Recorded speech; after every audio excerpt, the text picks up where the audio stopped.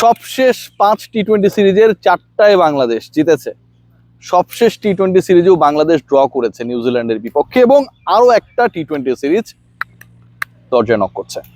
টি-20 বিশ্বকাপে না খেলাটা বাংলাদেশের ক্রিকেট ইতিহাসের সবচেয়ে বড় সেটব্যাক হলেও এই মুহূর্তে অস্ট্রেলিয়ার বিপক্ষে বাংলাদেশ যেই টি-20 সিরিজের সামনে দাঁড়িয়ে সেটা যেন একটা অন্য রোমাঞ্চ জাগায়। কারণ সবশেষ ওডিআই সিরিজে টিম টাইগার্স যেভাবে তাদেরকে নাকানি চুপানি খাইয়েছে, অস্ট্রেলিয়ার বিপক্ষে লাস্ট ম্যাচে পরাজিত হলেও সেটা জয়ের চেয়েও অনেক বড় ভ্যালুয়েবল হয়ে যেভাবে ধরা দিয়েছে, বাংলাদেশ যেভাবে ফাইট ব্যাক করেছে টি-20 সিরিজে বাংলাদেশ অজিদের বিপক্ষে মাঠে নামার আগে একটাই আলোচনা, আর্জেন্টিনা। কেন এই কথা বলছি, হুট করে আর্জেন্টিনা কই থেকে আসলো? আর্জেন্টিনার সাথে বাংলাদেশ অতীতে অনেকবার ক্রিকেট খেলেছিল, এরকম খবর পাওয়া যায়। আর্জেন্টিনার যে ম্যাচ আলজেরিয়ার বিপক্ষে, এই মাঠে যারা কাজ করবেন সেই সকাল থেকে তাদের জন্য সেই ম্যাচটা লাইভ দেখানোর ব্যবস্থা করা হয়েছে সকাল 7টা থেকে, এবং সেই ম্যাচ তারা দেখবেন। এই যে এখানটা আপনারা দেখছেন যে জায়ান্ট স্ক্রিন, এই জায়ান্ট স্ক্রিনে খেলাটা দেখানো হবে সকাল 7টা থেকে। আর্জেন্টিনা আলজেরিয়া ম্যাচ দেখবেন এবং গ্রাউন্ডস কর্মী এবং একই সাথে যারা ব্রডকাস্টার তারা এখানটায় কাজ করবে। সো আমার কাছে মনে হয় মানে দিনটাই শুরু হবে আসলে স্পোর্টসকে নিয়ে। মেইন আলোচনায় আসি, 11 নিয়ে আলোচনা করছি এবং কি কারণে বলছি যে Liton Kumar Das is going to be drop. নতুন একজন ক্যাপ্টেন বাংলাদেশ টি-20-তে আবারও পেতে যাচ্ছে, নতুন ক্যাপ্টেন পেতে যাচ্ছে এবং লিটন কুমার দাস ড্রপ। তার আগে আমি একটু পিছন থেকে আলোচনাটা করি, যেটা আমার মানে আলোচনার ধাঁচ।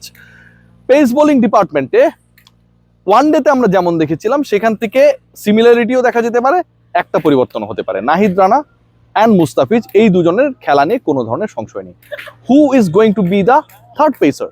এবং সেই ডিসকাশনে তাসকিন আহমেদকে নিয়ে সংশয় রয়েছে, কারণ তাসকিন আহমেদেরও তো ওয়ার্কলোড ম্যানেজমেন্ট রয়েছে। সবশেষ 3টা ওয়ানডেতে তিনি খেলেছেন।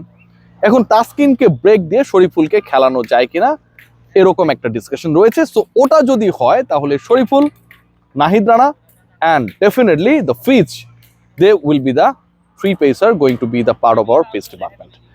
স্পিন ডিপার্টমেন্ট নিয়েও ডিসকাশন রয়েছে। শাক মাহাদির খেলা নিয়ে খুব বেশি সংশয় নেই। শাকের সাথে আসলে আর কাকে তাক করাবে টিম ম্যানেজমেন্ট সেটা নিয়ে আলোচনা রয়েছে, এবং সেই আলোচনায় দুজন, রিশাদ এন্ড নাসুম।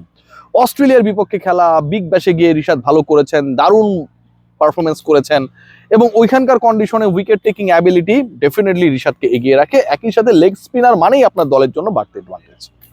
আবার নাসুম আহমেদের আলোচনাটাও রয়েছে, কারণ একজন বাঁহাতি অর্থোডক্সকে খেলানো যায় কিনা সেই জায়গা থেকে।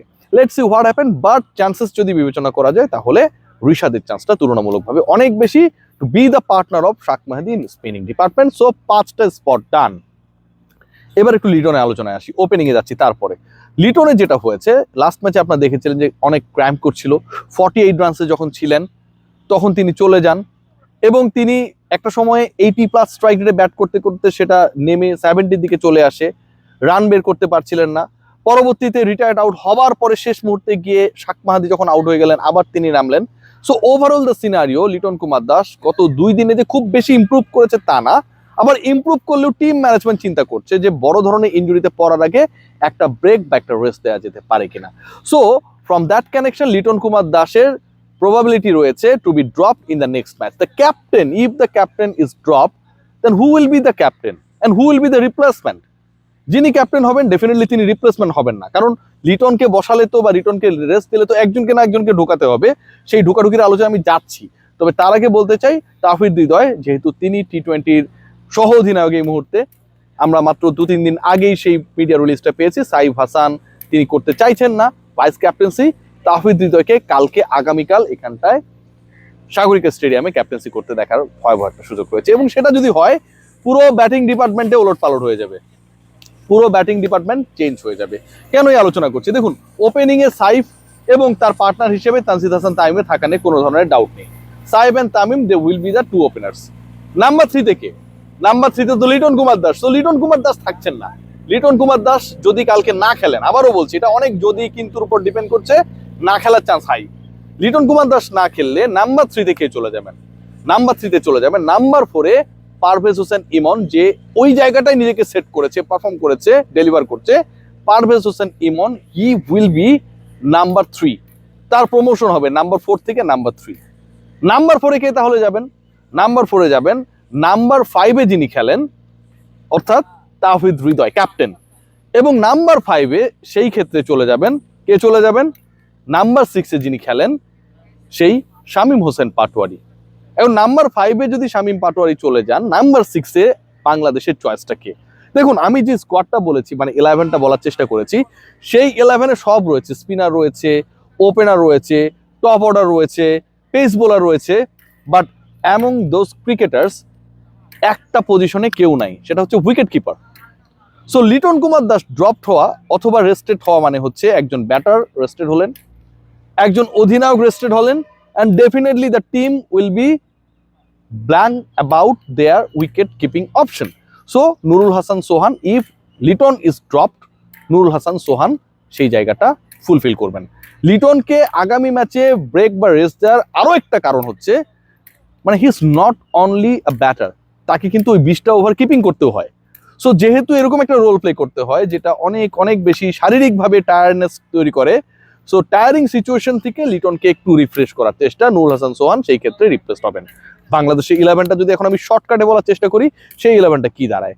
লিটন কুমার দাস যদি ব্রেক পান, লিটন কুমার দাসকে যদি সরিয়ে দেওয়া হয়, তাহলে ওপেনিং এ আমরা যেটা দেখেছিলাম সাইফ হাসানের সাথে তানজিদ তামিম, নাম্বার 3-তে উঠে আসবেন পারভেজ ইমন, নাম্বার 4-এ তাওহিদ হৃদয়, নাম্বার 5-এ হচ্ছে শামীম পাটোয়ারি, নাম্বার 6-এ নুরুল সোহান, নাম্বার 7-এ শাক মাহাদি, নাম্বার 8-এ রিশাদ হোসেন ও নাসুম, রিশাদের চান্সটা বেশি, এবং 9, 10, 11-এ 9 and 10 ওই দুটা স্পটে একদমই ফিক্স যে দুজন খেলবেন তাদের একজন আপনারা সবাই জানেন মুস্তাফিজুর রহমান, আরেকজন Nahid Rana, and the last spot এটা নিয়ে তাসকিন আহমেদকে খেলানো হবে কিনা। ব্যাক টু ব্যাক ম্যাচেস তিনি খেলেছেন, টানা 3 ম্যাচ খেলানোর পরে আরো একটা টি20তে খেলিয়ে দেওয়া হবে, নাকি আসলে তাসকিনকে এবার ব্রেক দিয়ে শরীফুলকে খেলানো হবে? That is the question, and সেই কোয়েশ্চেনের অ্যান্সারটা আমার কাছে মনে হয় যে Shoriful Islam will be the part of the 11।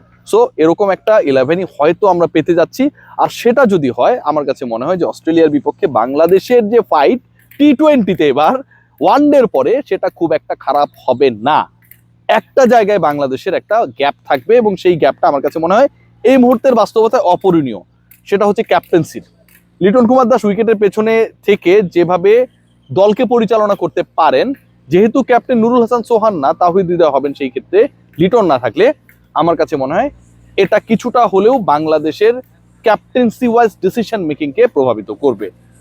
এই স্টেডিয়ামে বাংলাদেশের ইতিহাস যথেষ্ট ভালো, wicket is going to be sporting, 3 জন পেসার খেলবেন সেটাই প্রমাণ করে, অ্যান্ড আর্জেন্টিনা ম্যাচের ফলাফলটা কি হয় সেটার উপরও দলের পারফরমেন্স নির্ভর করবে। কেন বলছি জানেন?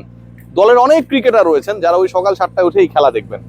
সো মন যদি খারাপ করে কেউ খেলতে নামেন, ডেফিনেটলি সেটা খারাপ পারফরমেন্সকে ইঙ্গিত করবে, আর যদি মন ভালো থাকে তাহলে নিশ্চয়ই বাংলাদেশও ভালো করবে। সবাই ভালো থাকবেন, টেক গ্রেট কেয়ার।